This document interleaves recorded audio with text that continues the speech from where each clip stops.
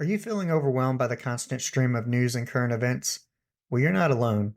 In this episode, I host Julie Rose, the acclaimed radio journalist and host of the Top of Mind podcast. For over 20 years, Julie has reported for the NPR, Morning Edition, and All Things Considered, but she found herself increasingly anxious and angry about the news. So in 2022, she reimagined her show as a weekly podcast, tackling tough topics in a way that's honest and probing yet leaves listeners feeling empathetic and empowered.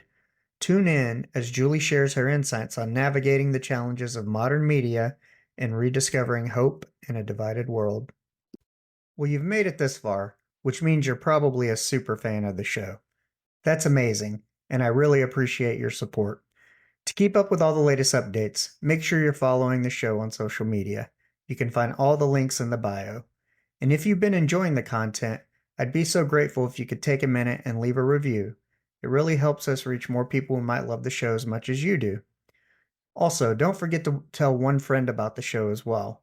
Word of mouth is the best way to help us grow.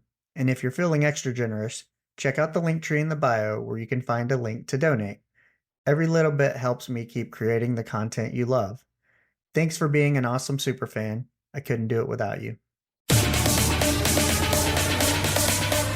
Hey, go. Asteroid of fear.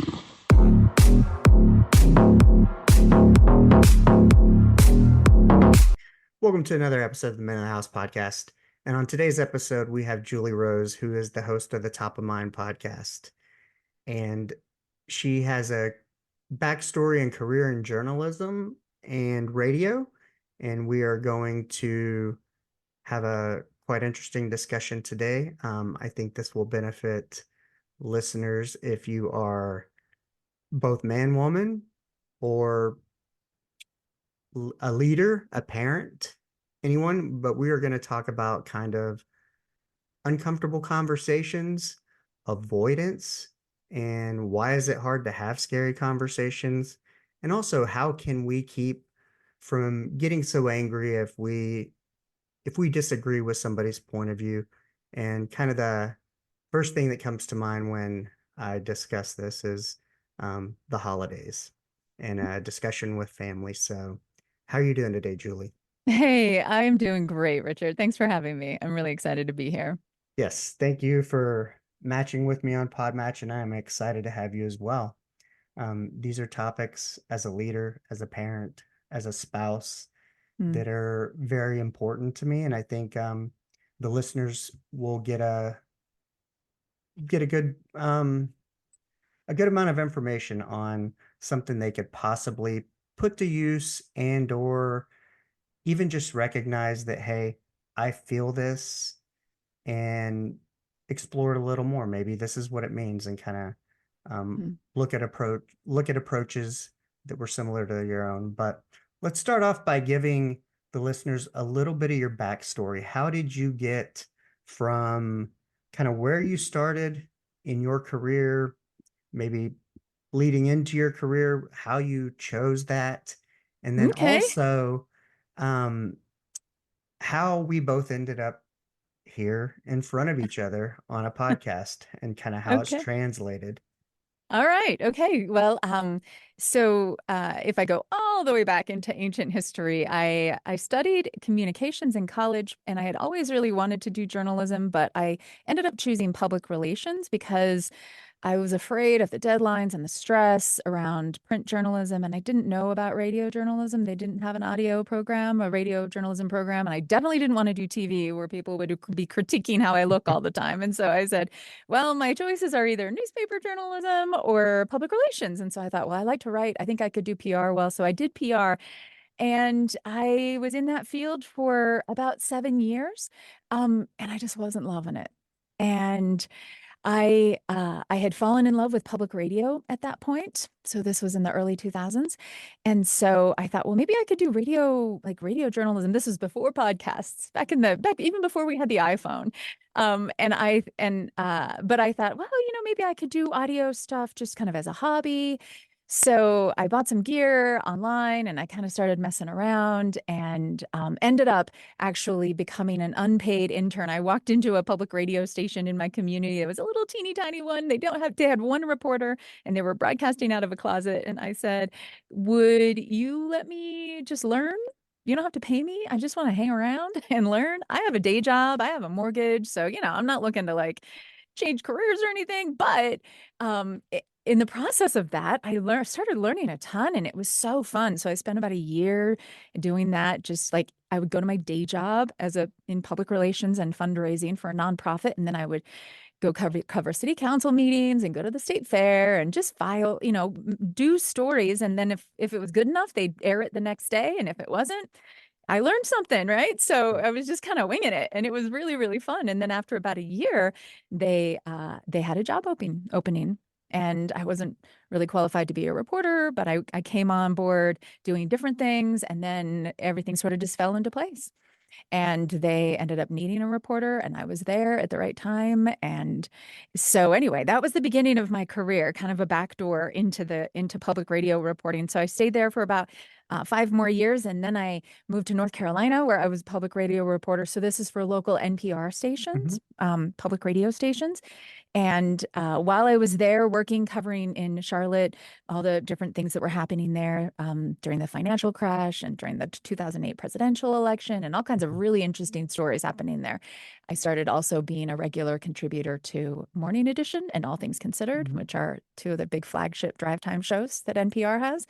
Um, but then after about 6 years, so this would be now 10 years ago, I was kind of at the peak of my game and really enjoying it. But my parents started needing help back in my hometown, and they were aging, and I wanted to be able to help them.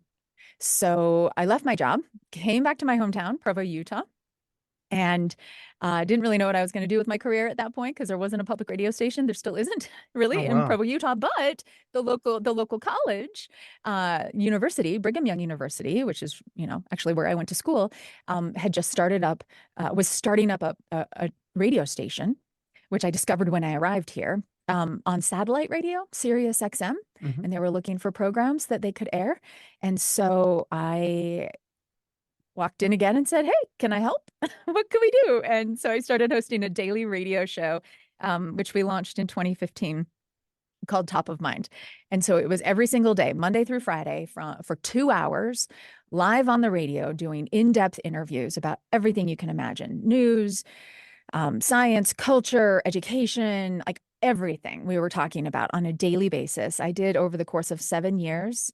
Monday through Friday, I did more than 10,000 interviews, Wow. most of them live on the radio, all of them complicated and in depth. So it was a lot of prep, a lot of work.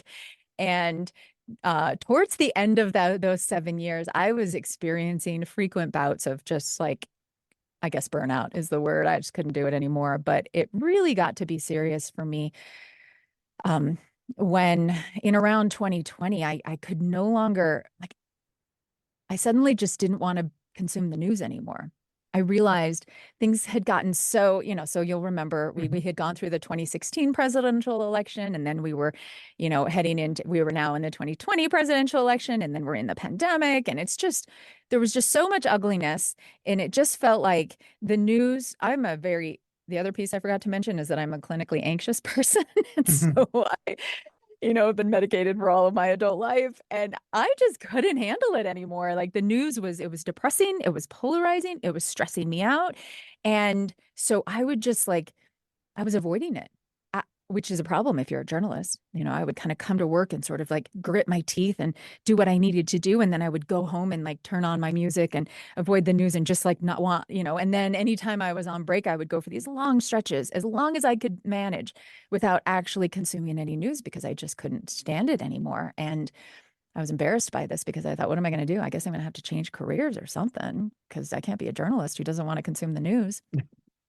What I didn't know was that 40% of Americans actively avoid the news, either entirely or for stretches of time, or or actively avoid the news about certain topics. So we're really into this avoidance. And when I learned that, I realized that I didn't have to be ashamed. And then my question was, okay, well, I'm a journalist, maybe I can do something about this. Like, what is it that is driving us to not want to consume the news? I think there are a lot of things that the media, like that the way the media works, the way the media has changed, the way the industry has changed over the last decade, are fueling a lot of the problems I described. But also, there's a lot about our own consumption habits that we're in control of. And so I was given the opportunity, as it happened, right around the same time that I was experiencing this, like, I can't do daily news anymore. This daily show's killing me. We got to figure out a different way. I was given the opportunity to turn the daily show, into a weekly podcast. And that's when we really started thinking as a team, okay, so what could we do that would provide people with an opportunity to engage with the news? Because for me, avoidance it didn't feel right. One of the things that I care about at my core is being a good neighbor and a good citizen. And in order to do those things, I felt like I needed to be informed. I felt like, and I feel like um, and I needed to be informed so that I could have important conversations, so that I could make choices that I felt like were responsible when I would go into the voting booth, so that I could get engaged in my community, making the kind of place that I wanted to be able to live. So for me, pure and complete avoidance was not the answer. And so we started, so we decided to create a podcast where each week it would be for people like me, where each week we would take one tough topic that people are afraid to touch oftentimes, or think they know everything they need to know about it. And we would look for perspectives that would surprise us. We would look for people with personal experience with the issue, so that it's not hot takes from pundits that are just going to yell at each other. Like, you can get that plenty of other places. I want to hear from people who have skin in the game, who've been personally affected by, criminal justice reform, or policing, or affirmative action, whatever the topic is, abortion. And I personally, I don't, the problems that cause people to not want to be engaged with the news, things like it feels divisive, it feels biased, it feels depressing, like there's no hope. Okay, well, we're going to make sure we're not doing any of those three things. So we're not going to take a side. We're going to look for a range of perspectives that will surprise people, so that it's harder to just assume that there are only two sides. There's the good guys and the bad guys. So that I want to see that there's nuance here on this issue, so that I don't feel like I'm being told how to think about it, and that you're cracking me open to, like, I never thought of it like that before, or, that is a perspective I never considered. That's what I want listeners to experience, because that's the kind of news consumption that lights me up and makes me think, well, there's more I want to learn here, rather than drive me into my corner where I'm just like, stop telling me all the terrible things, or making me feel bad, or making me feel like I don't know, like I have a bad view on this or whatever. And then whenever possible, if there are solutions, if people are doing things that are innovative and interesting, we're going to highlight those as well. And so it's an hour long, well, it's a 53-minute podcast, because it still airs on the radio too. Um, so it's a 53-minute podcast, and every episode attempts to do what I just described to you. So that's how I landed where I am. And then that also, I'll tell you in a second, how that sort of has pivoted into not only how to engage with the news productively, but how to engage with other people productively on these important topics. Perfect. I got some questions, of course, that Great. all that information kind of flooded me with. So I definitely think with kind of what I hear you saying is kind of, you're in a space now that you can pick a topic, you can investigate it, and try to put facts out there without necessarily an agenda. Because I feel like what most people, myself as a consumer of things, when I think about the news, the first thing I think of is the news, like anything else, is a business. It's designed to sell. Um, what is their You're very agenda? savvy. You're a very savvy consumer if that's the first thing you think of, because I don't Yes, think most of us do. Most of us think the job of the news is to tell me the facts, pure and simple, to inform. and to inform me. But in fact, a core underlying piece of information is that they have to make money. They're a Yeah, business. and that's So go that. ahead. Well, that was Props to kind you of for figuring that out. that was kind of like what I thought of, and I'm like, do you find, well, do people think that way, and do you think that causes the avoidance? But did you ever sit and actually, I'm actually all about sitting with pain and discomfort and figuring out what it really is. Did you get to the root cause of what was causing you to avoid the news? Was it that kind of agenda aspect? Was it the fact that maybe you felt that there weren't unbiased opinions or information out there?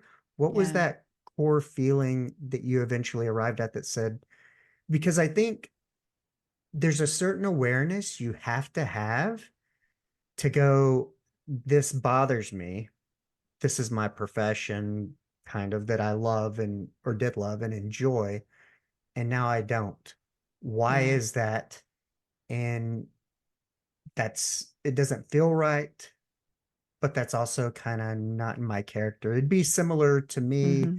coming from a healthcare background, in that I think a lot of us who take care of people, it's not what we do, it's who we are, and it's hard to separate it.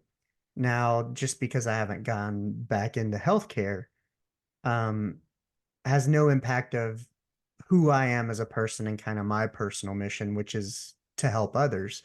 And podcasting happens to be a method, a modality that I can help more people than just the places I'm at. And it's by introducing them to different perspectives, kind of like you said, that, hey, Love it. maybe I never thought of that. And if somebody can kind of get that piece of information, whether it's somebody who's struggling with a decision in their career, kind of like you had done, and then simply understanding themselves that they have to ask the question. But Yeah.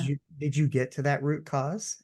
Oh, Richard, I love that you asked me this question. Thank you so much. It's so insightful because I did get to that. And when you just said a moment ago that you're all about sitting in the pain, sitting in the discomfort, it's that. It's actually tied to that that I realized personally what my the problem, what was driving my avoidance, and it's also what drives my avoidance of engaging with other people on these important topics, was fear.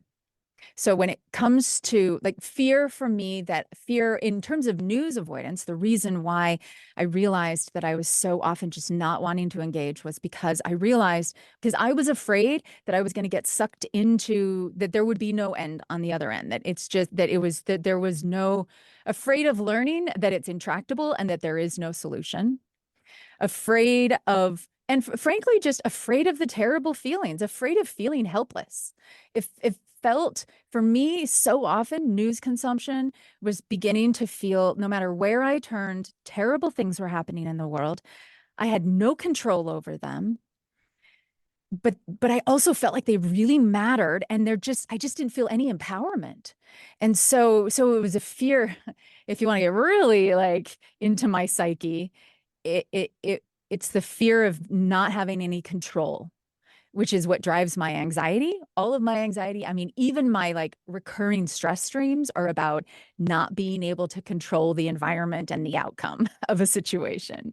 And that is what just like triggers all of my anxious responses and all the unhealthy coping that goes on in my life. So really when it comes to news consumption, it it it was fear of not being able to control, to do anything about it.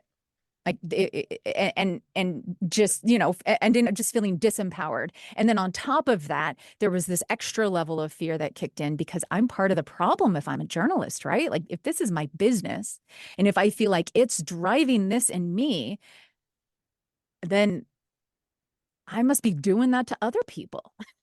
I find And it I really interesting. don't want to be in that position. I find it interesting that you can fear something, that lack of control, but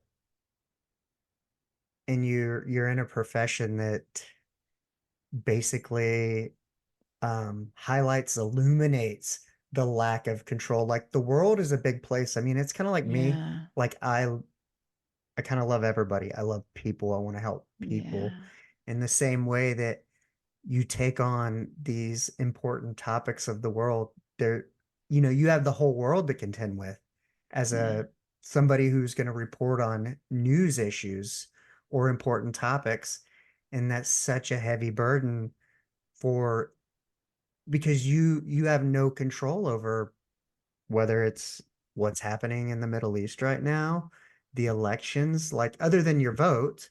I Hmm. mean, there's so many topics out of your control. So I find it interesting that fear is a major driver of your Yeah. anxiety, but you have a you go into a profession that's so wide open of so many things you can't Yeah. control. I mean, I did not realize this coming in. Right. Honestly, when I got into radio, all I wanted to do was just tell interesting stories. And I actually didn't even want to be a journalist. I just wanted to tell interesting radio stories, but it turns out that now in the podcasting world, this is, 20 years later, there's Hmm. actually, you can just sort of just tell interesting stories. But back then, like the only way to get into this career was really to go to city council meetings and start covering local news and start and having to cover bad things that were going on and malfeasance and failures and sort of hurts that people were experiencing. And so I sort of ended up in that.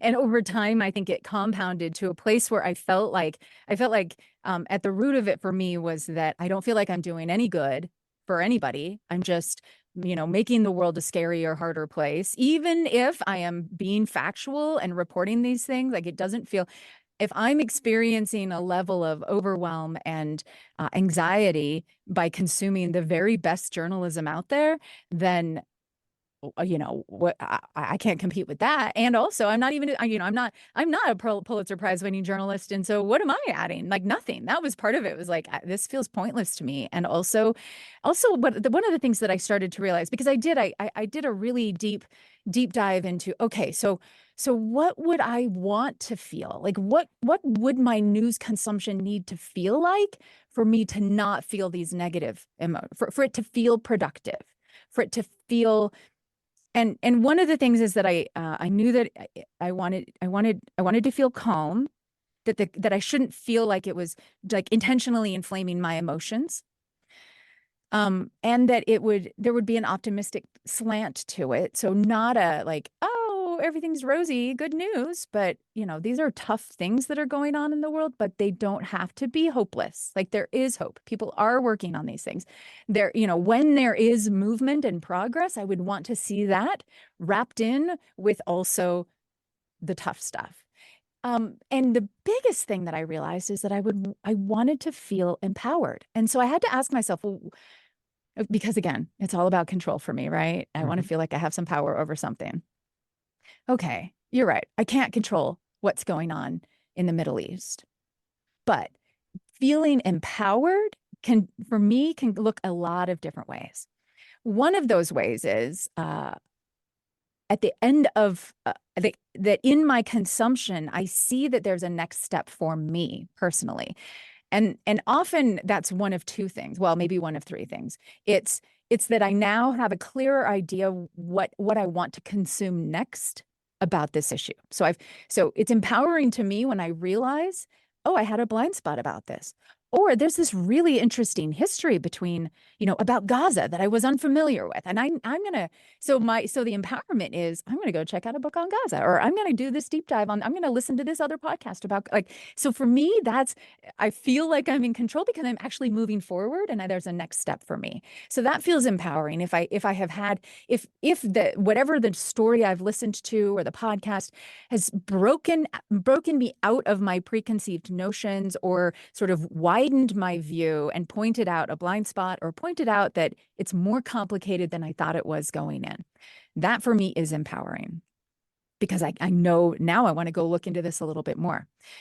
The second kind is as I've started consuming my news more mindfully, it makes me want to go talk about that issue with other people, which is also something that I've been driven away from because of fear that it's going to go badly, or that I'm going to have to defend myself, or that I don't know enough to be able to respond if they, come back at me, if they disagree with me, or that I don't, that I'm afraid that I'm going to say the wrong thing, right? Like all these fears, I'm afraid that I'll do harm, or that I'll hurt the relationship in some way if it's one that matters to me. So as I consume news that feels like I'm getting a sense of the broader scope, and I'm starting to understand what all of what different sides, people who see things differently from me, think, that it empowers me, gives me confidence and curiosity to want to talk to people about those issues. So that's an empowering piece, rather than to just feel like I know everything there is to know and there's no point in having any conversations about this. Sometimes it's like, I bet my brother has a really interesting view on this, because he has had those experiences that are different, and that never occurred to me. Or I have a friend who, is actually Palestinian, and I never thought to sit down and talk about, I wonder if they've ever experienced Gaza, or whatever it is, right? The things out there. There's just a lot that it turns on my curiosity, and that then again is empowering. And I'm trying to remember what the third thing is that I was going to say. It'll come back to me. Anyway, oh yes, no. It a lot of times it also, I find myself feeling like I'm in a better place to make a decision when it comes time to vote, or to be able to assess, like with the Gaza, but if we're going to stick on the Middle East example, when I'm consuming news, if I'm starting to have questions in my mind that I want to answer, and often it'll be, I want to go look and see where my congressman voted on those bills. And I'm curious to know, and actually now I want to know a little bit more about this person that I voted for and how they're coming down on these issues. And that to me is empowering, because it means that I'm going to be able to make choices and vote in ways that better align with my values. Wow. Hey, this is Amber McCrae with Connection Over Perfection. Check out my podcast, as well as many others, at the Podcast Connection Network. We are all about mental health and holistic wellness. The link is in the episode description. Enjoy the show. The idea of informing ourselves, and I think for me, I have always felt as a news consumer, I long felt, even being inside of it, I often felt like I wasn't sure where to go to consume, or how to consume in a way that would really actually lead to this sense of empowerment, that could lead to, because part of what I learned, because the whole goal for me, like I said, it's work. And the goal is so that I can feel like I can be the kind of citizen that I want to be. And so you kind of have to start from that. I think a lot of us, though, want to be connected. I mean, we crave connection as humans, and we have a lot at stake in our neighborhoods and our communities and in our nation. But we also have these urges, these biases, you might call them, for, seeing people who disagree with us as the other, and we have this fear response that's sort of innate in us that that can kind of flare up easily, and especially if we don't keep it in check, it can flare up unnecessarily when we encounter a perspective that we disagree with, and we have these sort of like our attention span, and we're like drawn to conflict, and we're drawn to simple narratives, and we're drawn to ideas that reinforce our own worldview. So Mhm. those are also natural. Like I'm constantly fighting these, on the one hand, I want to be informed and open-minded and curious and able to advocate for the things that matter in my community. And I also have these tendencies toward being attracted to conflict, and good and evil, and being afraid of people who are different from me, and all of those other things that I just described. And so I have to, one of the things I've realized, it's part of why I think it's so hard for us to engage on these topics in person, but also even just in our news consumption, we more and more have allowed ourselves, because we have so many choices, we have more and more allowed ourselves to live even without realizing it. I think we've been lulled into our little bubbles where we can spend a lot of our time sort of being exposed really only to ideas that we agree with, and also sort of seeing it normalized everywhere, that when you encounter a perspective you disagree with, that the appropriate response is to shame or defend or lash out or shut it down, dismiss it, and walk away. And so we are fundamentally, those of us who are keen to be engaged and engaged citizens and effective advocates and kind neighbors, we're out of practice. Like we don't have the muscles. We have to build up the muscles, the ability to sit in the discomfort Mhm. of perspectives that challenge us, I think it's rather like than a say, this feels uncomfortable, I'm going to bail out, or I'm going to fight back because I don't like the way this makes me feel. well, that's probably the first question. I think, like you said, Mm. instead of people reacting initially, like we could break it down as simple as, let's say I want Trump for president and you don't, as opposed to Mhm. going that it, for many people, it creates a, like a visceral reaction. And they're like, Yeah. um, for me, and I think it's just more recently through sitting with discomfort, anytime I feel that initial feeling of disagreement, wrong, whatever it is from another person, I automatically try to go, well, why do I feel that way? What about this makes me feel that way? And Wow. Brilliant. I had listened to a podcast, and this guy said, anytime I felt, I think it's Mindset Mentor with Rob Dial, who's like, if I feel myself being judgmental of somebody, the first thing I do is try to find three things about them that I could compliment. Mhm. And, you know, I found it even works like with a spouse. My wife and I weren't agreeing about something, and I just, and I had this initial feeling, and then I said, okay, let me pick out three things I could compliment her on.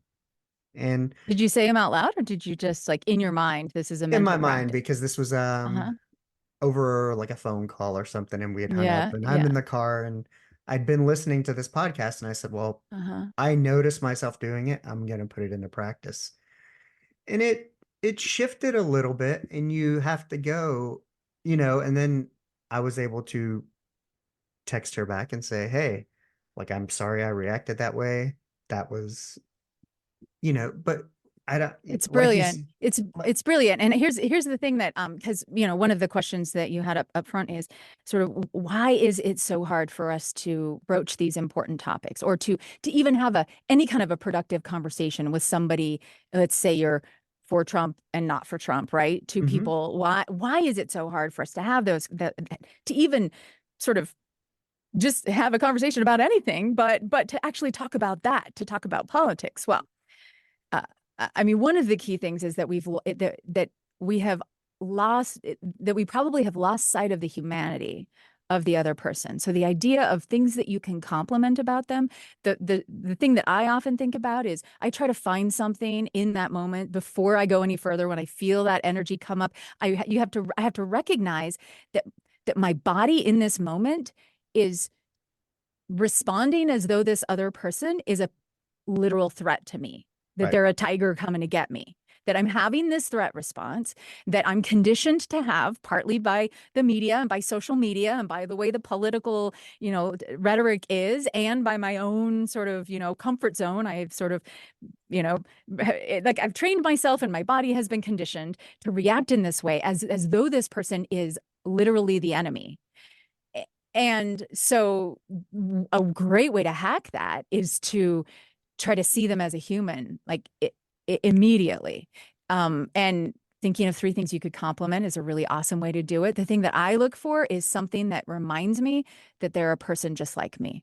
So I try to think, so it could be something, oh, look, they have a little bit of mustard on their tie. They're a human being, they had lunch and I like mustard too, right? I'm not looking for common stuff for like common ground per se, but just a reminder that this is a living human being and not some enemy avatar over here that I'm putting all of my, assumptions onto, or, reminding myself this person has children. This person loves her children, and I know her children, and I know she works really hard to be a good mom, or I see what a beautiful, how hard he works to keep his yard looking beautiful in the springtime. Like, this is a human who has concerns and interests beyond just this one thing that we deeply disagree about, right? So I think that that's a beautiful, because that is like the hardest thing to do. And the reason why these conversations so quickly go downhill is because, or we avoid them entirely, is because we struggle to see the other person as human, and then secondarily as worthy of our time, as worthy of our effort to try to understand them. I like that. And that's the only way we can have, when you think about going into these conversations, that's the other thing, is that we have been conditioned to think that the point of talking about, again, let's say it's who we're going to vote for president, Mm-hmm. that the only reason that you and I would have that conversation is so that I could try to convince you and you're going to try to convince me. That it's that the only goal is somebody needs to win, and it better be me. Well, of course, that's going to feel huge and antagonistic, and and I think, I mean, do you think that there would be any other reason to have that conversation besides trying to convince me I'm wrong? Is there any other value to engaging in a conversation like that? I think to understand, I don't know. Well, so with my podcast, part of it is I believe that we look and fight over differences, but we're all fundamentally the same at some level. Mm-hmm. We all want to love and be loved. And I think if you explore that even deeper, it's an understanding. Um, it would be no different than volunteering at a men's shelter or women's shelter. Um, you're trying to understand that, and that understanding of what they must be going through or why they feel the way they do is kind of, that's the creation of love for another Yeah. human being. Um, So empathy. I mean, I think that is one of the great reasons to have that conversation, is to experience new empathy, yeah, which you're talking, or to be able, and to be able to, the second thing could be to be able to better understand a different perspective that if I truly am and completely mystified as to how you could want to vote for a specific mhm, candidate. Well, I mean, there must be good reasons, right? That's a real lack of curiosity on my part. And so part of the value is to have is clarity, is to get more clear on why it is that these differences exist, and why 50% of the country is interested in voting for one candidate versus the other, because it's so divided in this country. yeah, So it's empathy, it's greater clarity on my own views. What I often find, if I'm not coming into the conversation to convince, but to gain clarity, or empathy, I actually make a lot of discoveries. And at the end of it, I can become a better advocate for my own view. So I didn't change my mind, and neither did you. But I have just had a window into to a certain kind of thinking that I hadn't considered before that would make you want to support the presidential candidate that you want to support. And that now has me thinking maybe in a conversation where I really do want to try to convince, like I think my mom is maybe movable on this issue, and I want to Right. now I have a better sense of how I might address that with her, or kind of what it is that are some of the sticking points in another conversation about this, or maybe I have a better idea of how I want to approach campaigning for my own candidate, if that becomes something that I want to do. Can I share a story about this? Would you be okay if Yes, I yes, shared a story? Okay, absolutely. so this is a thing. This is a um I had an experience recently with a really good friend of mine. We've known each other for 25 years, and he lives in another state, and we only communicate now like on text usually. And we're very different politically. He's more to the right than I am. Um, but he also feels a lot more strongly about his political leanings Mhm. than I do.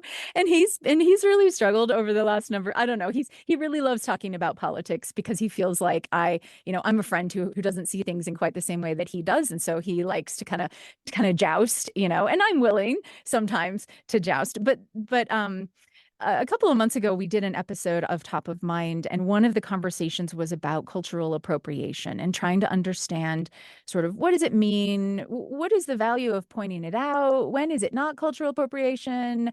Is there really any harm that's done with it? Sort of trying to figure out why those conversations so often turn into really cancellation and shaming and anger and kind of all and hurt and all kinds of things, right?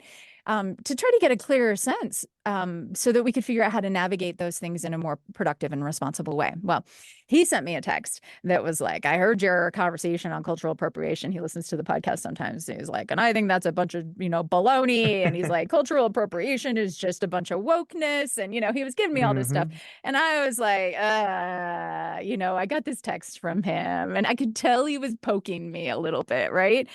But I really didn't want to have this like text argument with him about it. And I had, so in that moment, I had two reactions. I was like, all right, this is a choose your own path here. I can either just ghost him. I'm like, I mean, we talk once every couple of months on text. It's like not, I'll just ignore this and pretend I never saw it, and we'll be in touch again at some other point down the line. Which is almost what I did, which is the avoidance, right?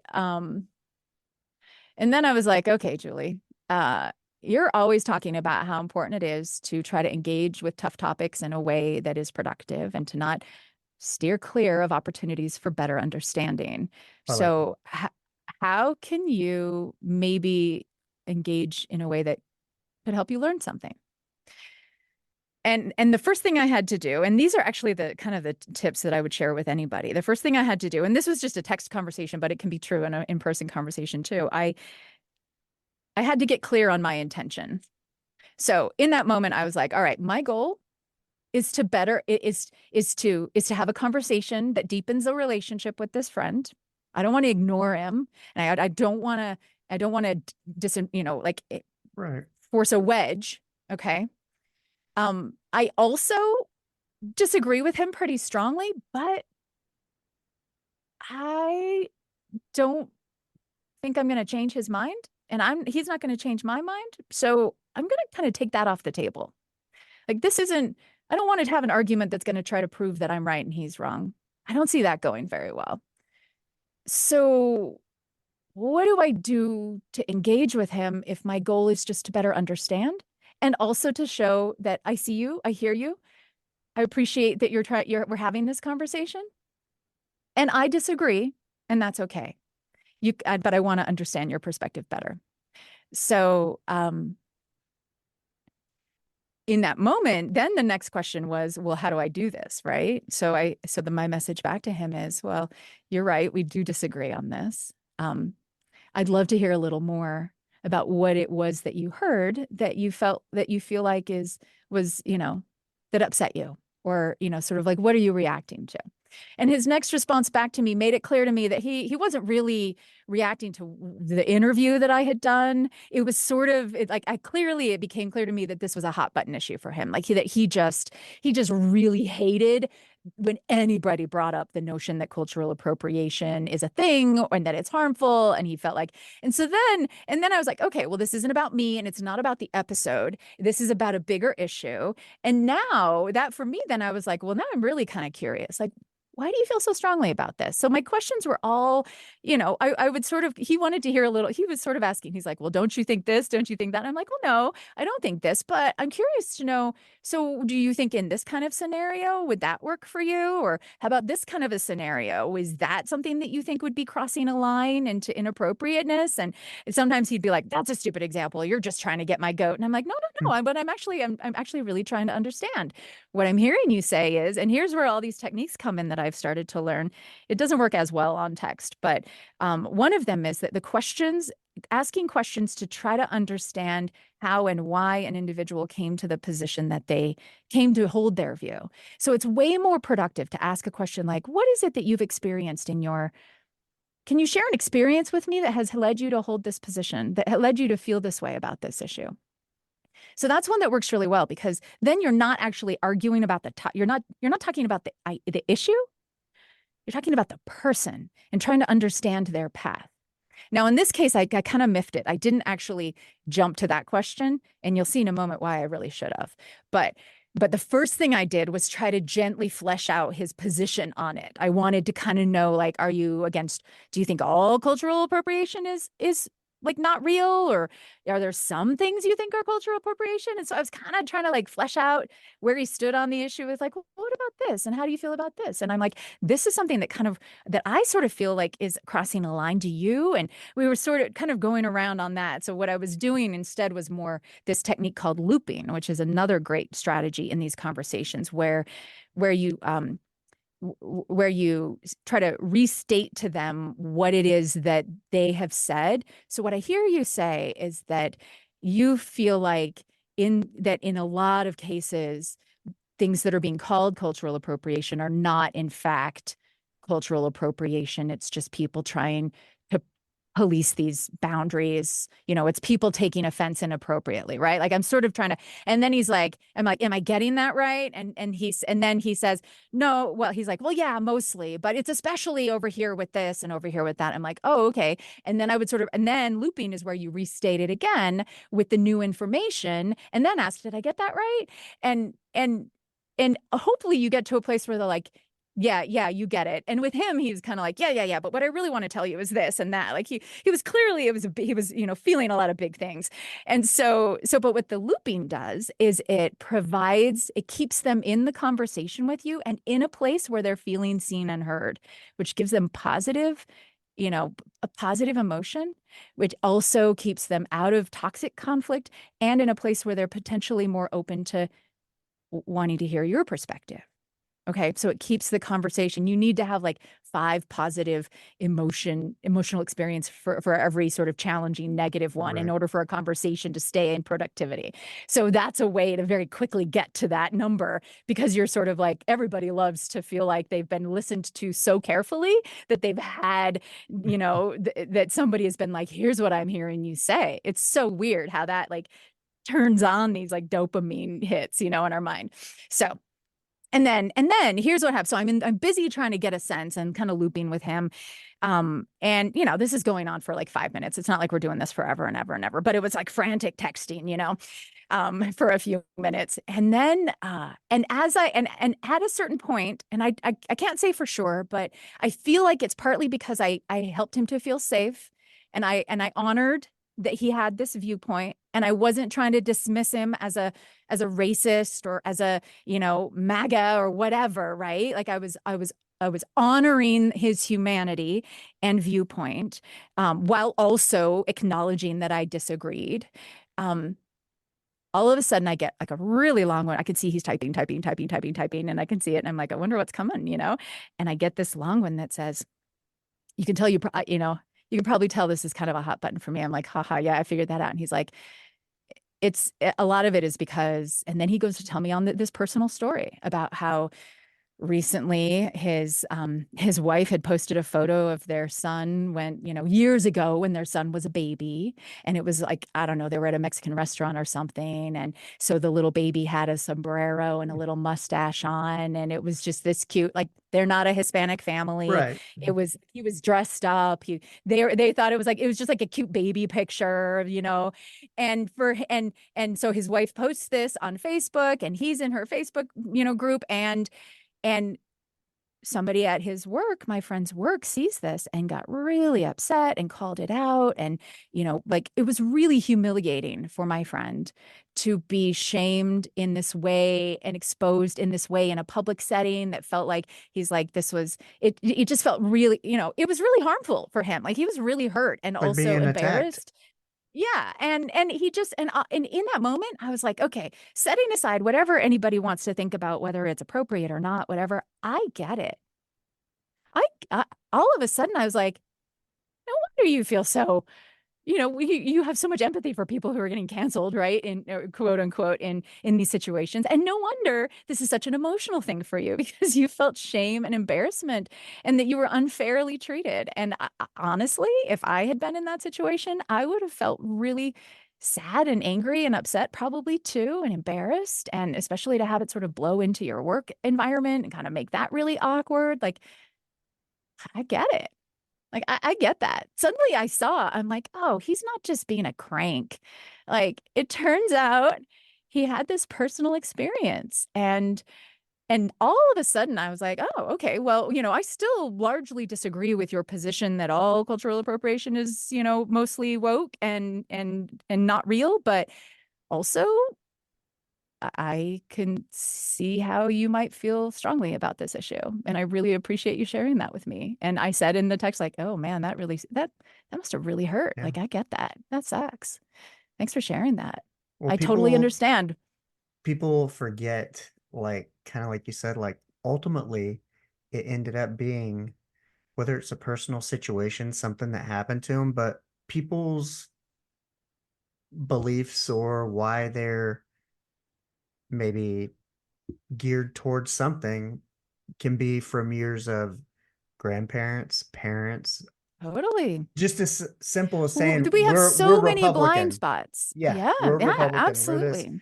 But then what I was thinking about when you were talking earlier was that Hmm. they don't the world doesn't help us. Like, what are we having?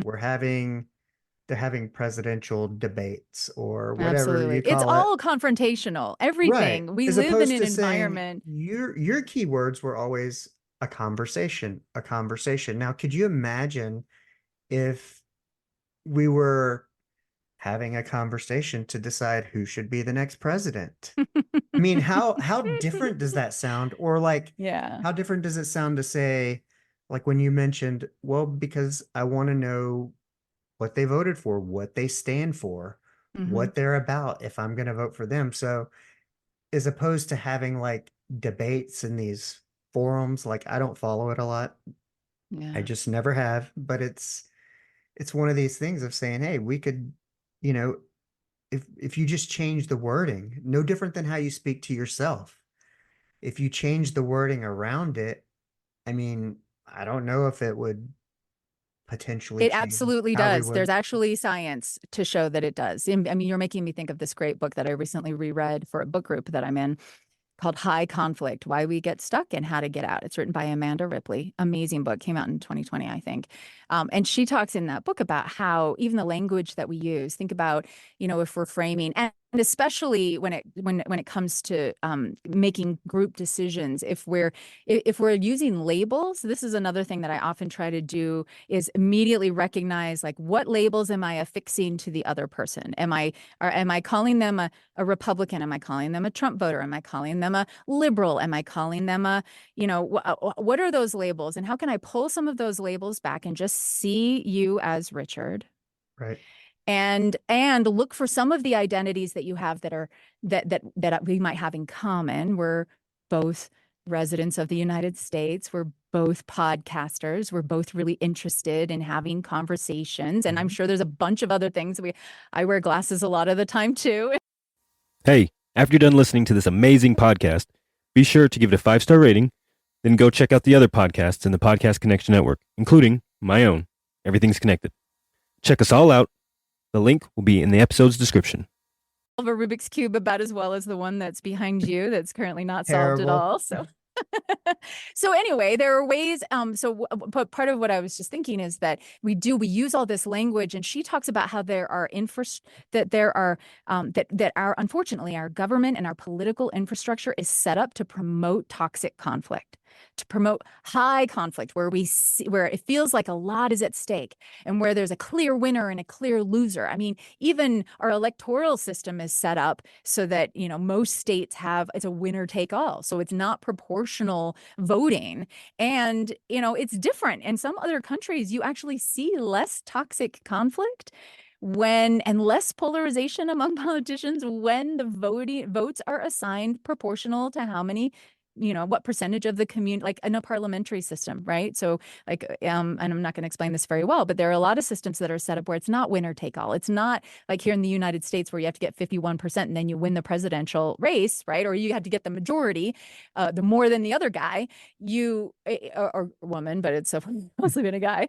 But in a lot of other countries, it's like, all right, which party got, whatever percentage of the vote your party got, that's the percentage of seats in the House of Representatives that you are going to get. So there are different ways to arrange our political system. I'm not saying that we need to go to a different way, but there is clear evidence that you can create structures, you can even design your own environment, your own work environment to promote conversation rather than debate. To promote, you can set it up so that somebody is going to come in and have to pitch and defend their idea, or you can set it up as a group brainstorm where everybody's going to put ideas on the table. There are so many ways. And then with our simple language, come into the battle room, or come to the brainstorm room, Even whatever. when you Like, said language defend, really does matter. yeah, just you saying defend, I could feel Yeah. something like go, oh wow. Yeah. Like That we all have blind spots. It's funny how resistant we can be sometimes to recognizing that, like how scary it can be. I'm one of these people when I'm driving where I will get myself whiplash checking over my shoulder because I'm paranoid that I'm going to miss something in my blind spot when I'm changing lanes, and I don't have a car that has the cameras and stuff in it, but we work so hard in our vehicles to overcome our blind spots with mirrors. We check over our shoulder and we have these backing up cameras and everything. But in our lives, we're walking around with massive blind spots because we all have lived different lives. And so I don't, I don't know what it's like to be a Latino woman married to a white man in the 1960s in a white community. And because of that, there's a whole vast way of seeing the world that is off limits to me unless I can try to understand through exposing myself to other viewpoints, right? It's so easy to kind of get sucked into believing that the way I see the world is the way everyone else must see the world, when in fact every single one of us is seeing it through a slightly different lens, or maybe a dramatically different lens, based on our biology, based on the way our brains work. In fact, we did a whole episode about this at one point because people's brains function differently. And you remember that blue dress, gold dress, big argument on on social media, I don't know, 8 years ago. It was the dress is blue, the dress is gold. I'm like, dude, you guys, it all is going to depend on your lighting and your screen and sort of the way your eyes, what you think is blue or green, like what you've been trained to think is blue or green based on the other experience you've had in your world. Like our perceptions are, two things can be true. It can be both gold and blue.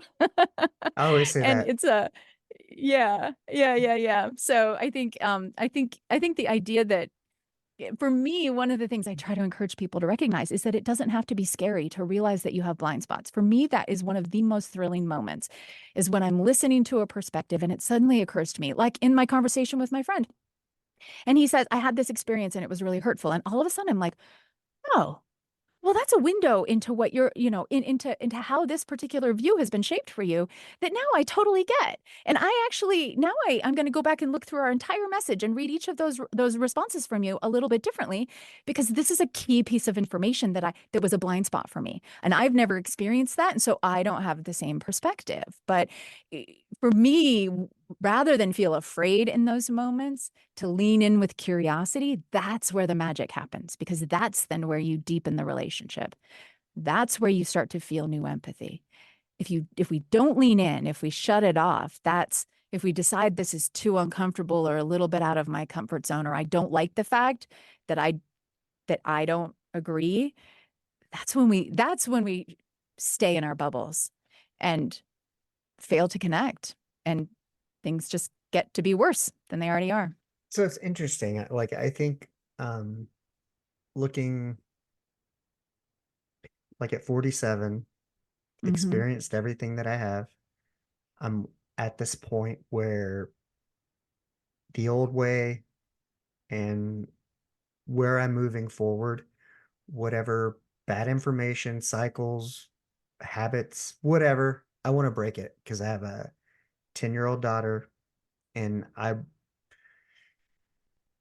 so, what immediately strikes me is like, but I'm a person who wants to change. And so I'm willing to admit when I'm wrong, try to see my own blind spots, sit in the pain, and, try to be as humble as possible, so I can learn because I want to be better.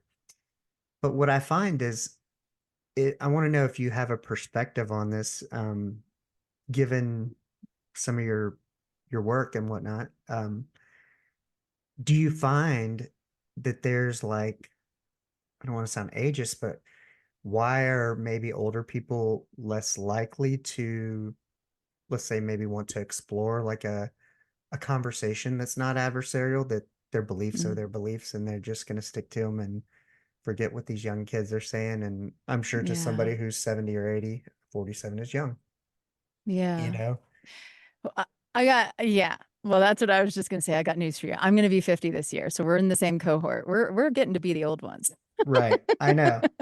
I work with a lot of college students who are like 19, right? 20, and they think that I am some like old wizened lady, right? So and so here's one of the things that I often try to do when I think about issues like this is, one thing that I would call out is, so we're lumping people into older, right?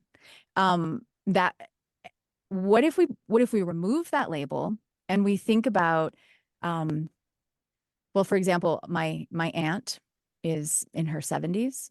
Is she? She's probably in her late 60s at this point. And she has become one of the people, she kind of just out of the blue started texting me and wanting to talk more about a lot of these tough topics. She's like, I never really thought much about race. And I never really thought much about, I used to, like, Donald Trump has me thinking about things in a different way now. And I'm starting to think about, like, all of a sudden she actually, so here's somebody who's like into her retirement years. And I am like, you know what?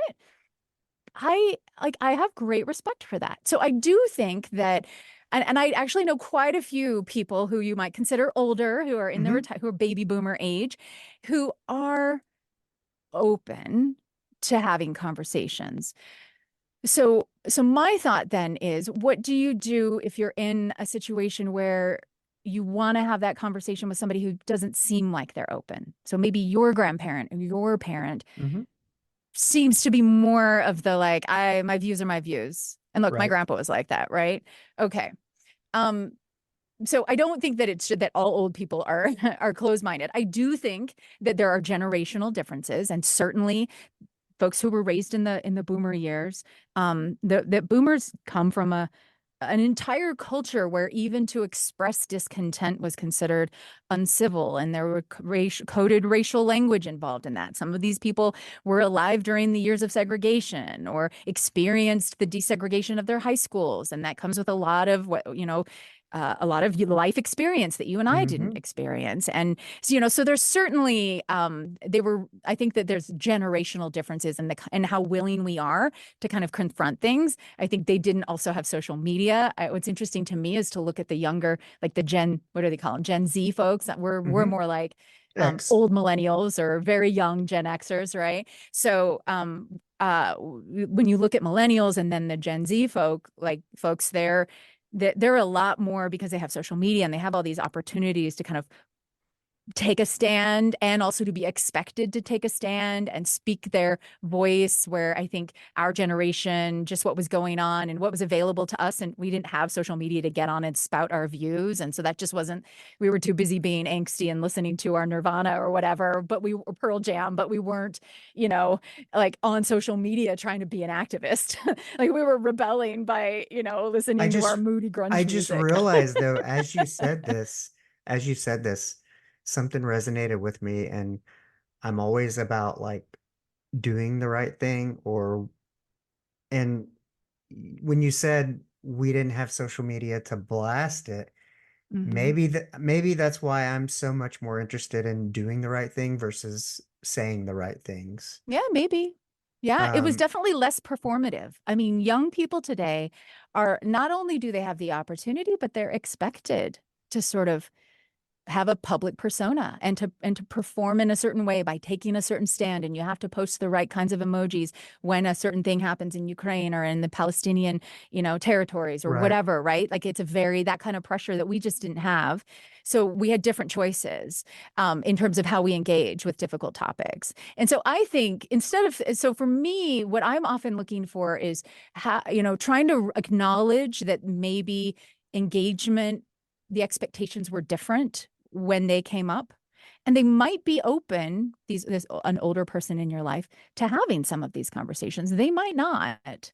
But when you said they are stuck in their ways and they're not going to change their mind, well, keep in mind that your first goal is probably needs to not be trying to change their mind, but to better understand. Even with my very set in his ways dear grandfather, who died a couple of years ago in his 90s, when I would start to talk to him, even though a lot of his views were absolutely offensive to me, and he was a real curmudgeon in a lot of ways, uh, the times when I was able, he was lucid enough to actually, where I could ask the questions like, so Grandpa, what was it?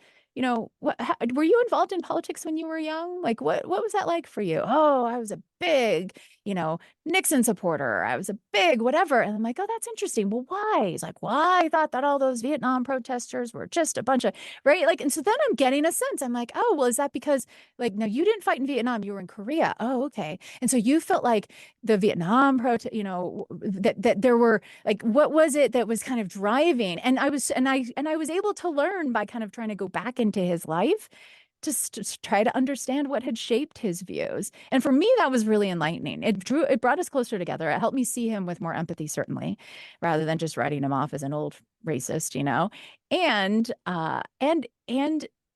it helped me to realize that I had some blind spots. Like, I remember once, after a conversation with him, realizing that I really didn't know much about the difference between the Korean War vets and the Vietnam War vets, and that I probably needed to go back and figure out some of that, because that was a blind spot for me in my history that had shaped a generation of people that were that are my grandparents, and I needed to figure that out. So anyway, I think there's still opportunity, but I think always it's going to have to start with seeking to understand. Yeah, there's so my wife, she takes care of older people um as a job, and then she has a client who was born in 1927, so he's Mm. very old, but I get enlisted to go and sometimes, like, if he needs something and I'm Sure. Ubering on the weekends, I'll be like, oh, I'll take him his groceries or whatever, or do his help him with his Gmail. And it's He just, does Gmail? That's awesome. yes, yes, he pays all his bills like that way. He's very, very with it. And, Yeah. See, you and look know, at that preconceived notion I had just right there, assuming well, that he like couldn't handle any of that it's stuff. just crazy. Like, we never really talk about politics too much, but it's interesting because I was in the Navy, he was in the Navy. I was Yeah. on I was on one boat and he was on the boat that replaced the boat that I was on, but like so many years Hmm. later. And we'll see like the Middle East thing will be on the news and I'll walk in and be like, "Oh, how's it going?" And he's like, "Well, this is what's going on and there's some protesters at the Golden Gate Bridge and but typically what we talk about is we can talk about even just in the town where I live. I can remember before going in the military as a young person, like the nearest grocery store was, let's say, 17 to 20 miles. And, now there's one in 10 minutes either direction of where I live. And, he was able to elaborate, like, I remember when this grocery store started and that you didn't even have like one of these grocery stores. One of the things they do is their people take your buggy out and unload your buggy for you. They still do at this company. Well, back in the day, he said they used to actually walk people's groceries home with them, Hmm. because it was still people were walking to the grocery store, and to see that amount of history is it's you know it's crazy to think when we're in our discussion to think about how much has shaped kind of his views, Yeah. um, and whatnot. And while I haven't asked him specifically, I think, I don't know, but I just know whenever I go over there, um, it's always kind of like a probing of discussion of trying to, learn more about that and learn. Um, I can probably kind of guess the views he has without directly asking him Hmm. because I Why have not known. ask? Why? But do you think Yeah, it would I be don't know. inappropriate to ask? I don't know. I maybe I need to. My wife says he actually enjoys me coming over and misses me, so I'm like, maybe next No. time I Yeah. will, Yeah.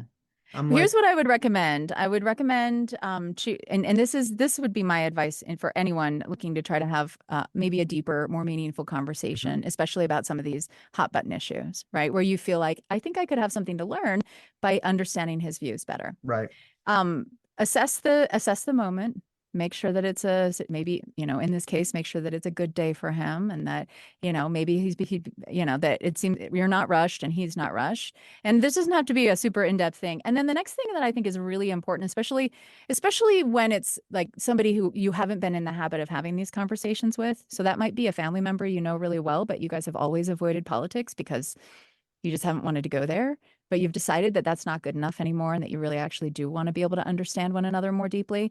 I think it's always good to ask permission, which is as simple as, I would really like to better understand where you stand on politics, a little bit more about your political thinking. Would you be willing to share some of that? I'm not entirely sure where you stand, and we may actually disagree, and that's okay. I just would really love to learn more. Would you be willing to share a little bit? Just, make sure, because otherwise, if you launch into it, they might feel like they're getting ambushed or they don't know, because we've been trained. We watch right. people get To ambushed on cable defend, news all day long. And so they might all of a sudden be like, oh no, where's the camera? I'm being ambushed, right? So you want to try, I think we have to ask permission these days to kind of just say, like, and express your intention, and then you have to be true to your intention when you go into that conversation, and make sure that you're not ultimately trying to argue or convince them. So you have to be very careful about. And then I think I suspect that he'll be quite flattered, and and then you'll want to start with, kind of warm them up a little bit. And it doesn't have to be a long conversation either, but it could be just as, so how, you know are you a member of a political party?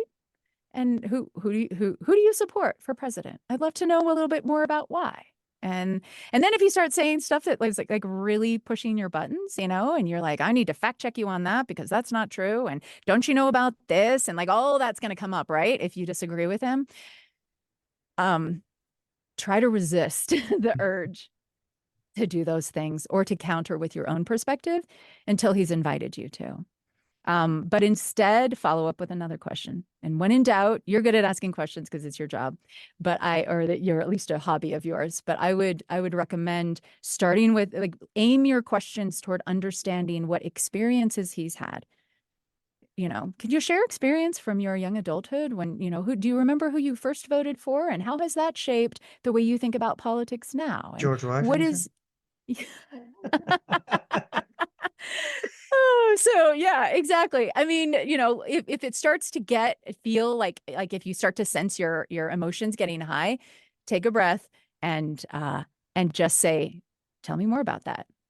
Well, one of the things I think that's um, kind of where it falls into this is I'm naturally curious and about the Mm-hmm. person. Like I'm always interested, like, let's say when I was working in um, healthcare and I would get somebody in my office who I needed to help them with something. And they're like, well, I'm from Sacramento, California. And I'm like, well, how does one get from Sacramento, California to a town of a couple thousand people? Hmm. I want to know that journey. Yeah. But like with him, I know I could definitely, um, it's about getting to know him, why, he could offer some enlightenment on these topics. But the reason is because I'm on such the opposite spectrum of, let's say, you, whose role it was and you avoided it. I've always thought the news is meant to sell. I can't trust it. So I avoid it altogether. And Mm-hmm. so I'm kind of a person that, in reality, if you were to ask me something, I mean, I'll wake up, I'll read a few headlines on Yahoo, local news, CNN, just to compare to see, are they similar? Are they different? Is one this, one that? Mm-hmm. Um, but really, mostly I stay local, which I heard on one of your podcast episodes that, Mm-hmm. staying local is your community.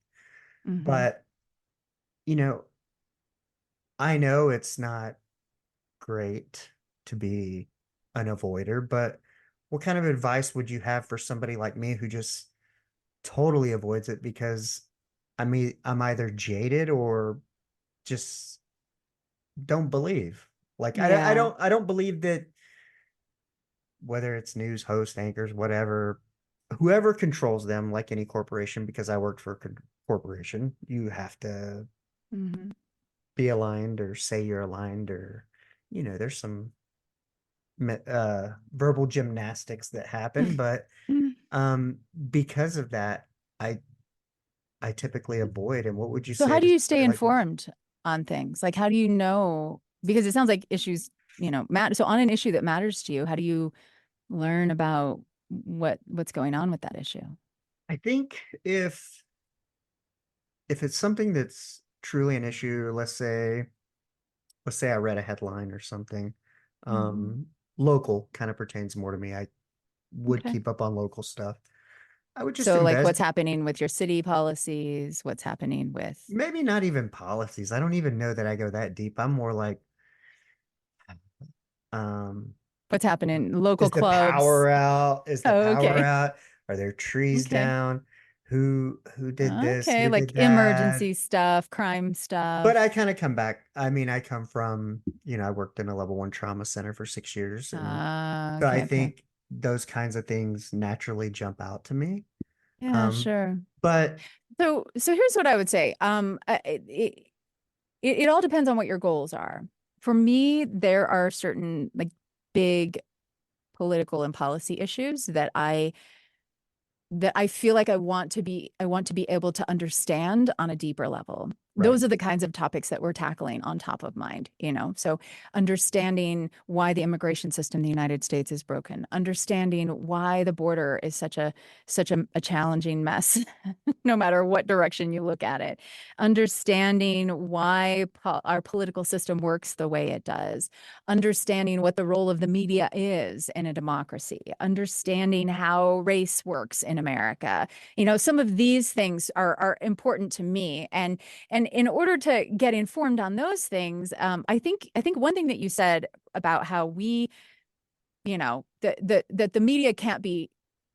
I don't think you said that it can't. Well, maybe you said that it can't be trusted. I think that the way I would frame that is that there is no such thing as complete objectivity. Every single story is going to have a point of view. There is a perspective. And if you even just think about, I mean, some media outlets have a political ideology that they explicitly endorse, like Fox News or MSNBC, right? Right. Some media outlets um, say that they're, objective, in terms of like they try to be, bipartisan, that they're not taking a political perspective. But every single story, regardless of the political ideology, every single story has a perspective because it's told by a human being and who talks to other human beings to share the story. And if you even just think about if I were to roll up as a reporter at the scene of a crash, a fatal 2-car crash, okay, one of the individuals died. So depending on who I talk to, that story is going to be a different story. If I'm talking to the family member of the person who died, that's a story that's going to have a lot of emotion, and they're going to have a certain perspective about who did this and how it happened and why it happened. The people in the other car, if I'm quoting them, are going to have a different, they were on the opposite side of the street. They're going to have a different perspective. The policeman who's trying to figure out, or person who's trying to figure out who was at fault, like everybody's going to have a perspective. The bystander saw something different take place than what the person in the driver's seat saw, right? Everybody's got a perspective that is going to shape how that story gets told.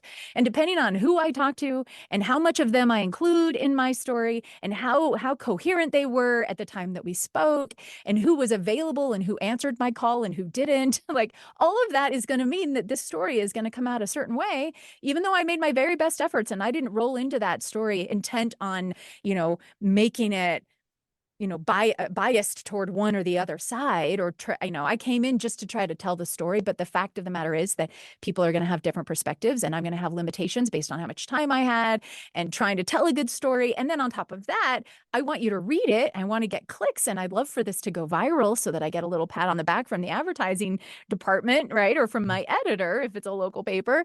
And so I'm also trying to tell a good story. So I'm going to look for some of the emotional things. I'm going to look for some of the conflict. I'm going to try to create something that you're going to be like, "Ooh, I want to click on that and read more," right? So all of that is just to say that every single story has a perspective, and it is unrealistic to assume that it will be any other way. And so you're totally right in terms of your pragmatic approach, which is they all have a perspective. Now, I tend to think that does not disqualify them all from being, Right. worthy of my attention. And so then the next question is, so what I try to do is I go in eyes open, recognizing that every story I read is going to have a perspective, and also that it's going to be biased towards bad news, that it's going to lean into the sort of conflict and the good guy, bad guy type stuff. And that the headline is going to be the most sensational part of the whole thing. Because it has a job to do, and that is to get my attention. And that the first couple of paragraphs have a job to do, and that is to keep me reading. And so if all I'm reading is the headline, all I'm getting is the sensational stuff that's firing up my emotions. And I told you way back at the beginning of this conversation that that's one of the things I don't want from my media consumption, is to just feel like I'm getting yanked around, emotionally manipulated, and fired up about things. That's where I feel overwhelmed. And I want to be able to see nuance. I want to be surprised by perspectives. Well, I'm not going to get that if I only read the first 2 paragraphs of an article, because those first 2 paragraphs have a job to do, and that is to suck me in, make me want to keep reading, or make me want to click and share before I finish reading the article. And so it's going to be the more intense stuff. It's going to be the more boil it down into the simple bad guys and good guys, right? The stuff that's going to get me more of the nuance, more of the understanding that I want, maybe even more of the solutions and the optimism and the hopefulness and the empowerment that I talked about early on, that's going to come later in the article. So my number one piece of advice is go deep. If you only have let's say you're going to allot 10 minutes to scanning Apple News. Like you were saying, look, you look at the headlines on Yahoo News and Apple News and CNN or something, right? And you're kind of comparing headlines. Well, the bad news is, Richard, that you're only just getting the kind of like salacious teasers there of what's happening in the world. That's going to tell you that they're all reporting on the, the Trump trials, and they're all reporting on whatever presidential debate is going on, and they're all reporting on Israel and Gaza, and they're all reporting on, TikTok being banned. what. Yes, exactly. All right. So you got it, right? So you got your headlines. That's great. If that's all you've got, those but that's not news consumption. You're not actually getting informed. All you know is what's being discussed in the world. But you don't know enough to actually be able to engage in a thoughtful conversation or make an informed decision about how you feel on those issues. The way to get to that is I try to limit my headline scrolling. I do what you described, but I do that in 2 minutes. I look at a couple of different front pages.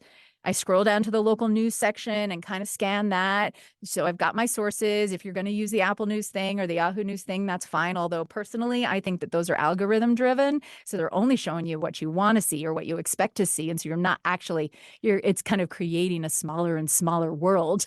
Yeah. I do not consume my news on social media, even though the majority of people say that's where they get their news. I do not want to be subject to the algorithms that are intended to inflame me. And that's what social media is for. So I do my news consumption intentionally. I go to I go to whichever news site I've chosen today. Maybe I scan the headlines for a couple of minutes and I pick one article. Ideally, it's an article about something. Maybe right now I'm really into understanding better what's going on in Gaza.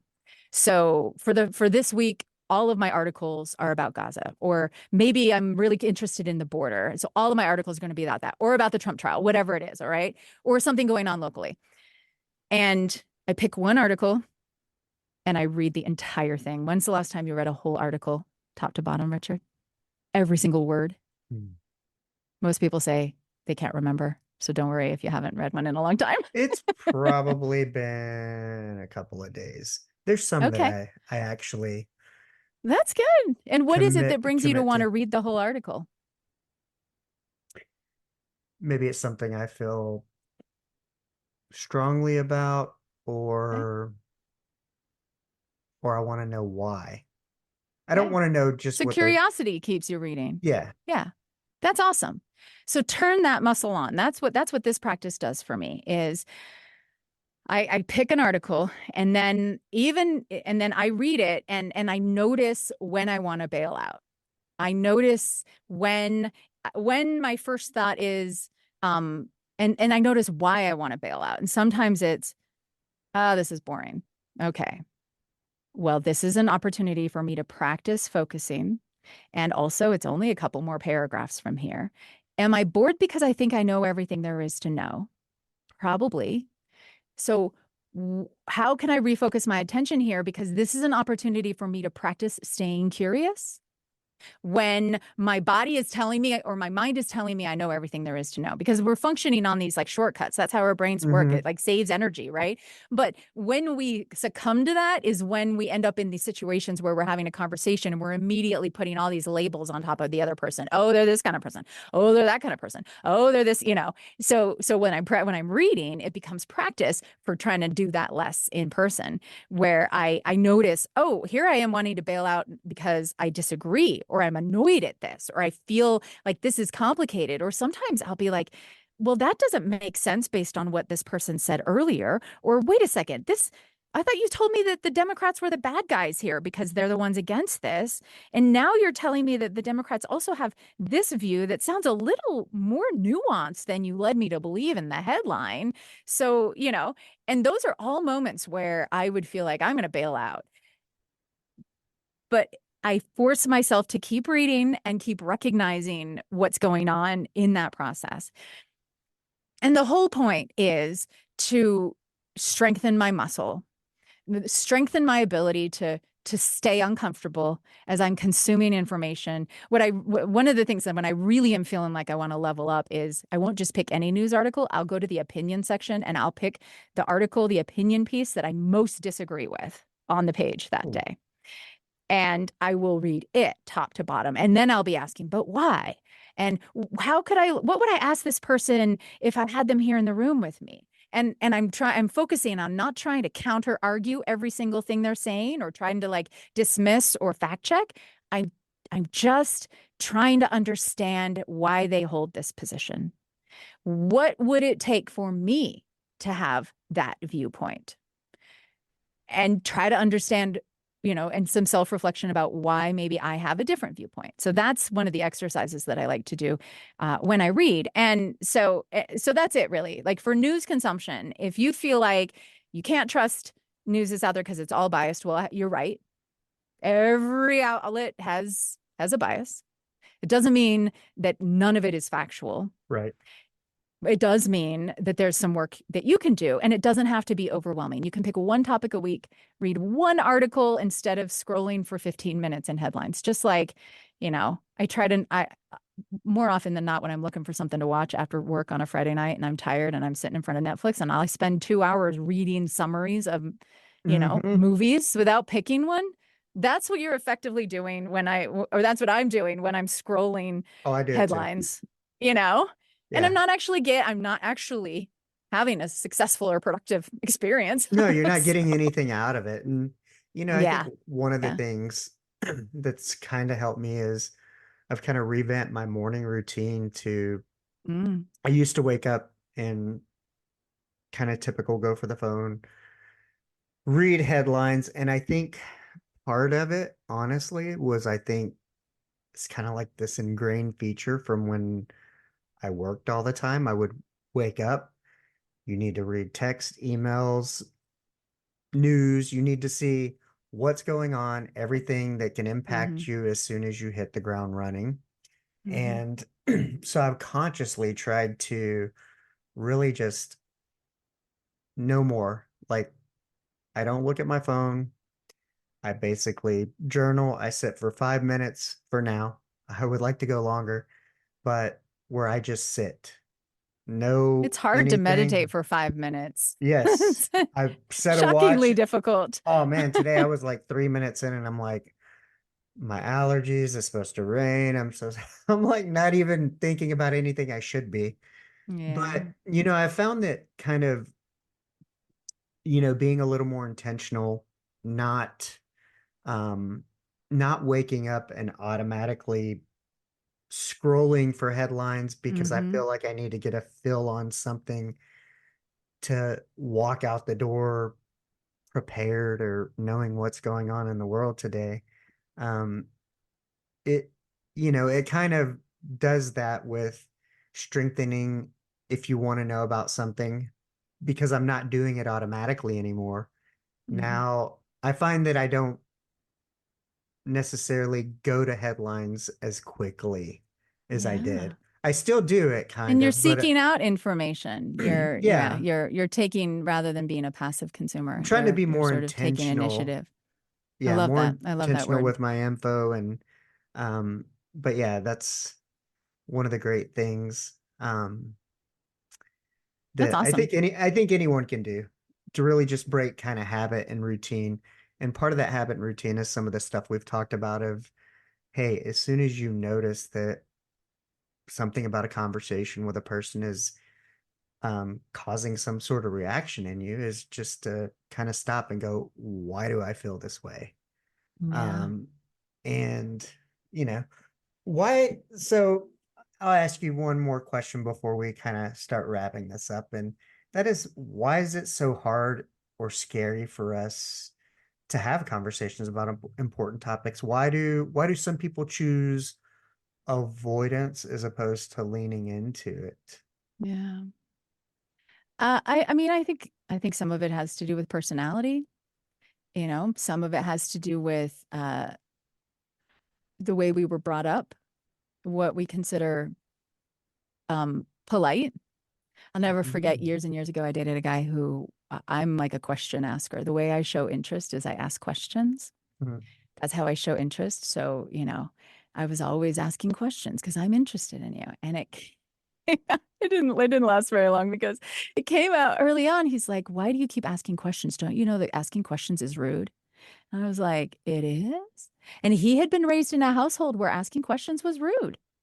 That was news to me. I'm like, I well, how do could you find out now about I can anything or see anybody? that. He's like, if I had things I wanted you to know, I would tell you those things. And I was like, oh, I don't even know how to live in a world like that. So it wasn't a compatible Mm, thing, but for me, that was like a complete, mind blowing experience to find out that, hey, some people don't engage because that's not the way they were raised. And I also think, though, a lot of it is that we're afraid that it's going to go bad. We've seen it go badly. We're afraid that we're going to lose the argument. For me, a lot of my avoidance on some of these topics, like I can ask questions till the cows come home if I don't feel like there's a lot at stake for me personally. So, I've spent years asking people about difficult topics and probing their viewpoints on things, but at a remove, because I'm just the reporter here to be the conduit to kind of right. put it all on paper for you. When it comes down to trying to have a conversation with my family member who has a very different view on guns and the Second Amendment, that's a whole different ball of wax, because I am afraid to create a rift to damage that relationship. I think I've noticed that in some of the cases, uh, conversations around race are very difficult for a lot of white people in particular in America. And I spent a long time not wanting to engage in those conversations or to even read very deeply on those topics, because I was fundamentally afraid to learn that I had caused harm, or that somehow I was not the person I thought I was, right? Like I was afraid about what I might learn. I was afraid that I might discover a blind spot. So again, fear is a big motivator for me, but I think it does drive a lot of, fear exists for a reason. It's to keep us safe, right? And um, I think that we can let that get in the way of our ability to engage. And then the other thing that I think why a lot of us are afraid is because the goal we've set in our mind is that the only value is to do it to win. If you're not in it to win it, then there really is no point. Or to So be right. that raises the stakes, where we already talked about there can be many other valid reasons to engage in these kinds of conversations. And it's not just sometimes like if you're going to go into a presidential debate, then you better be in it to win it. The stakes are very high. But most of the time, that does not need to be the goal. It can be more empathy. It can be more understanding. It can be to deepen a relationship. It can be to just get more clarity about your own views so that you can better advocate for the things that you care about. So I think the biggest thing is that we can reframe what it is we want from those experiences, which can lower the stakes and actually open the door to realizing there's a lot to gain by Oh, going that's a there. great answer. That is, well, how do you keep it like let's say you discussed the Second Amendment.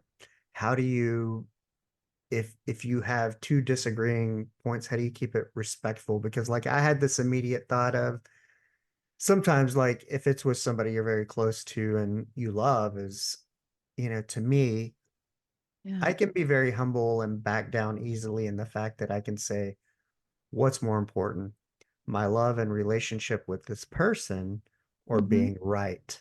Like me, Yeah. I don't necessarily have to be right, which is a lot of So that's goal of part of it. some discussion. But Yeah. Yeah. how have you normally kept, or are there any techniques to keep it kind of, Yeah. we can just disagree, but you Yeah, so know, some of it is what I've already kind of talked through, but the idea of, being really clear with myself what the goal is and recognizing that I'm not here to change his mind or to be heard. So it's my brother. I'm not here to change his mind or be heard, but that I am here to better understand, that I just want to understand. And I need to be truthful about that, because if what I really want to do is own him or mhm. tell or like prove to him that he's wrong, that's a different kind of conversation. And I need to not pretend that I'm just coming in to understand if really what I'm trying to do is something else. So It's I try to be really, manipulation. really, I need to be really, really, really honest with myself. And if I'm going in to argue, believe me, we've had those conversations too. They have not ended well. And usually it has to end in a sort of like agree to disagree. I still love you, but I don't want to talk to you for a few days kind of thing. Right. So there can definitely be those. Usually I don't want those conversations. I don't enjoy those conversations. I don't feel like we get anywhere with those. I mean, I blow it a lot of the time because my emotions get going or because my logical brain kicks in. But how do when I'm successful, it is when I can keep my curiosity in gear, when I can approach all of it with a sense of openness and curiosity. So I'm focused on asking questions to better understand his experience, what experiences have shaped his views on this, on the Second Amendment and why he feels the way he feels, and that I'm not trying necessarily, and that when I am trying to clarify, right, to get to kind of better understand exactly what he believes about the issue, that I'm doing so in a way that I really employ that looping that I described, where so that he doesn't feel like I'm interrogating him about Right. what about this, what about this, what about this, so that I'm able to keep it in a safer place where he's experiencing being heard and seen, because I'm kind of repeating back to him in a very generous way. I'm not saying what I'm hearing you say is you don't care if other people are killed by these guns, blah, blah, blah, blah, blah. What I'm saying is, so what I'm hearing you say is that you've had these experiences and that it's shaped this, right? I'm like framing it in the most eloquent and most generous way I possibly can, so that I'm making him sound really good in my summary. And then he can respond to that with, yeah, that's very well put. Thank you for saying that. Or no, it's a little bit more like this. And so that's another real key to keeping us out of toxic conflict. And then the other thing is to know when to end the conversation. So a lot of times this does not have to be, you're going to start circling the drain when it feels like you're repeating yourself or when you're starting to flog the same issue. Once he's had some positive experience and maybe he's opened the door to hearing my perspective, maybe he hasn't. And if I kind of like test the waters with like, well, this is the experience I've had. I've never really, that's different from yours. And I think maybe that's what's shaped my perspective. If he responds to that in a way that isn't generous or feels like he doesn't know how to play the game, right? Like I can't expect him to. He hasn't had the same kind of training. And that I just need to kind of remind like, oh, okay, well, we're not quite to that place yet. Like someday he may be interested enough to ask me what my viewpoint is, but on this one, he's not feeling safe enough yet. And that's okay. This is just the first conversation, maybe of many that we'll have on this topic. And I think I try to end it before it has the chance to kind of peter into something less productive. And so, and that is as simple as, although sometimes it feels a little awkward, it's like, when do I bail out of this? But once we've had, I just very graciously and generously say, this has been really interesting. I really appreciate you sharing your perspective with me. Thank you. Thanks for this. I think I understand a little bit better. I hope we can have a conversation about this topic again. Love you. Do you think that Yeah. kind of not that it's not good to win, but maybe as a society we've become so obsessed with winning and we teach it to kids and all this stuff and Mm. capitalism is winning, that Hmm. winning causes us to go into everything to win versus understand, to Sure. convert. Yeah, absolutely. Yeah. Because I try to think of, what, you know, having a, you know, I have a 10-year-old that's the youngest, but we have a 19 and a 21-year-old too. And it's like, what can we do that's solution oriented to actually potentially change, get a culture shift of um, understanding each other so we can make the world a better place. And like you said, having discussions or conversations about who we Mhm. want to lead our country versus everything is about imposing our will on other people, Yeah. So I Yeah. think it's kind of part of the mission of the podcast is to help people understand they're not alone, and that you know as we navigate the chaos of everyday life, that um we can change, we can make it better, a conversation at a time, a person at a time. And I think we really need to be thinking about how we're going to do this, because I'm looking at the second half, but I have children who have more halves left, and um yeah, I definitely want the world to become more cohesive rather than divided. Me too. Me And too. hopefully, our conversation is an entry point to Yeah. people who are listening, um just to say, hey, you know, to turn on that curiosity muscle you were talking about and going at it from there Yeah. as opposed to being divided. Yeah. Is there anything you want to leave the audience with? Well, one thing I do want to mention. So obviously, if you want practice, um, listening to viewpoints that might surprise you, that help you feel new empathy, and practice getting a sense for what it can feel like to engage with tough topics in sort of the safety of your earbuds. Mm-hmm. I'd love to have you listen to Top of Mind with Julie Rose. We're on all the platforms. Just look for Top of Mind with Julie Rose. But the other thing that's really exciting is that we're actually launching a new podcast this Wow. summer called Uncomfy, which is going to be all about people sharing a specific story where they, kind of like some of the stories I've shared with you today, something Mm-hmm. even small, like where they decided to have the uncomfortable conversation, to engage with the perspective that challenged them, to stay a little outside their comfort zone for a moment and stick with the discomfort long enough to feel some new empathy. These opportunities arrive in so many moments in our life. And so we want to get better at sort of embracing them. So Uncomfy is going to be a new weekly podcast. It's going to be called Uncomfy, sticking with moments that challenge us. And we'll be talking about it on the Top of Mind feed, so people will be able to find it there. But Oh, I I would love to like have that. you, Richard, come on Uncomfy and tell me a story about a time when you did this, because I'm sure there have been many. Yes, there are. And yes, definitely go out and listen to Top of Mind. I selected a few episodes, and I enjoyed them. But there was a lot of good topics that I was like, oh, I could see myself, you know. But because some of them I'm like, oh, am I a news avoider? Would I Mhm. avoid this topic? But I can't remember. There was one that seemed to be Well, something it's maybe not environmental. yeah, we want to give people the opportunity. We focus on engaging stories and storytelling to try to keep you with us, because I recognize that you're going to hear something that challenges you, and um but ultimately you're going to come away feeling empowered at the very least, which I think is the best we And can hope for and when we're because you consuming the and news. because you do that for your job, your living, but also I think your passion, Mm. what's your bottom line with putting it out there? Like what's like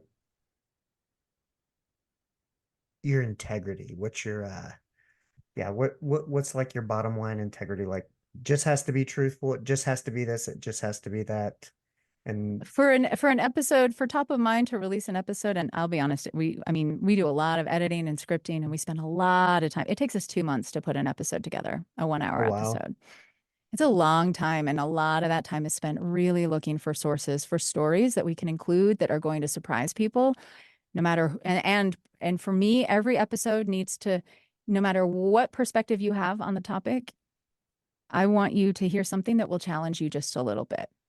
So, and if we don't have those things in place, we won't release the episode. It That's also awesome. needs to have there needs to be some sort of, it can't inflame emotions just for the sake of inflaming people. And there needs to be some sort of sense of empowerment that I need to know that we've provided enough opportunity for you as a listener before we release it. I need to know that there are enough pieces in place that something in there will stick with you as a, oh, I'm going to go learn more about this, or this is a conversation I'd like to have, or this really challenged me, but now I see things slightly differently, or now I'm going to vote. I'm going to think about this differently when I go to vote. As long as if we've shown you that it's more complicated than you thought, probably that there is nuance, that there is a way through it, um, then it's a top of mind episode. So we really stick to our guns about that. We work really, really hard. There's so many things we've left on the cutting room floor because we're like, we just can't figure out how to make that a top of mind episode yet. We're still working on it though. So we got some really good stuff coming up here in the next couple of weeks. That's awesome. I love that. I love that. Um, you're so dedicated and kind of have that integrity, kind of that strict of, I'm only going to put it out if it meets certain standards and criteria. I think that's very important, and a lot of people could take a few lessons from. So as Well, I'm they very lucky continue to on through have the life. resources. Yeah. I mean, it's a different kind of podcast too. Like Uncomfy is going to be a little bit more sort of conversational and little bits and bobs here and there. It'll be much shorter episodes, but we're really trying to do something difficult. And I'm expecting our listeners to do some work when they tune in to Top of Mind. And so the payoff really has to be there. It was great talking to you. And my pleasure. Thank you so much.